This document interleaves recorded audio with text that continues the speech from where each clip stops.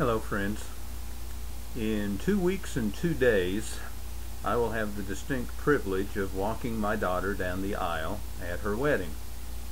I'm pretty sure now that I've reflected upon it that dads probably have the toughest job, not only paying for the wedding, but just that thought of walking your little girl down the aisle. It's special, but it brings back a flood of stuff. Just thinking about that little girl that you bounced on your knee, the apple of your eye, and now she's all grown up and giving her away. Happy for her, but it's going to be a tough day for me. In fact, probably the more I just sit here talking about it and thinking about it, I'm going to get myself in a bad emotional way. I've been obviously giving that some thought, that big event that's going to be coming, and thinking about that bride, that beautiful bride that's my daughter. And it caused me to reflect on those scriptures where the bride is used in various images throughout the Bible. One that I found this week is from the book of Isaiah, where it says that God actually clothes us with salvation and righteousness, just as a bride adorns herself with jewels. So when you see that beautiful wedding gown, that we can reflect that in just that way God has clothed us with His salvation and with His righteousness. And of course the only way that we could ever have any righteousness is if He puts it on us. Our righteousness on our own is just like filthy rags.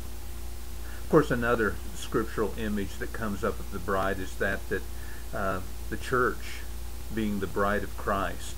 The Revelation of John talks about that, and Paul alludes to it in Ephesians 5 when he's talking about the image of Christ being married to the church.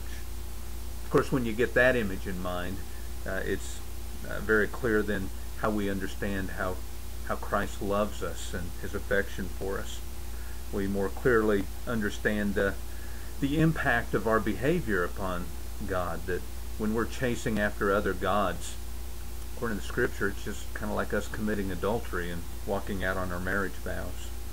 When we understand that image about the church as the bride of Christ, we understand better how much He cares for us and the ultimate sacrifice that He made for us in giving His Son, just as any loving husband would make a sacrifice for his wife.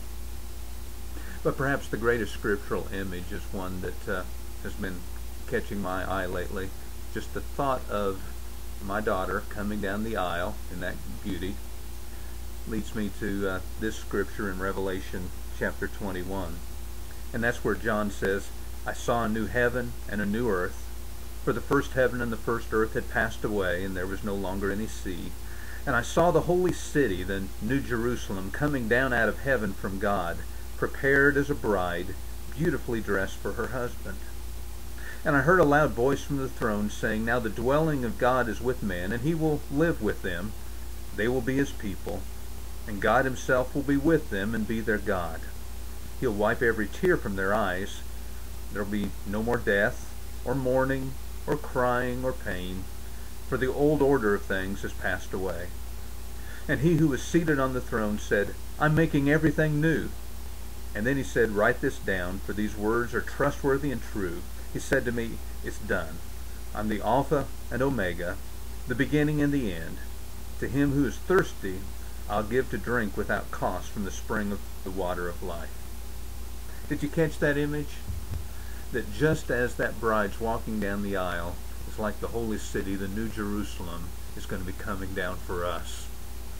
You know, the thought of heaven is a great comfort during trying times, just when life gets a little difficult.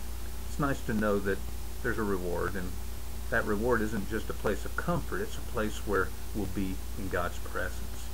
So maybe whenever you see a bride coming down the aisle, whether it's on TV, whether you happen to be going to a wedding, just think of that image of that's just like heaven coming down one day for us. And also then say a prayer for all the fathers of the brides everywhere. God bless you.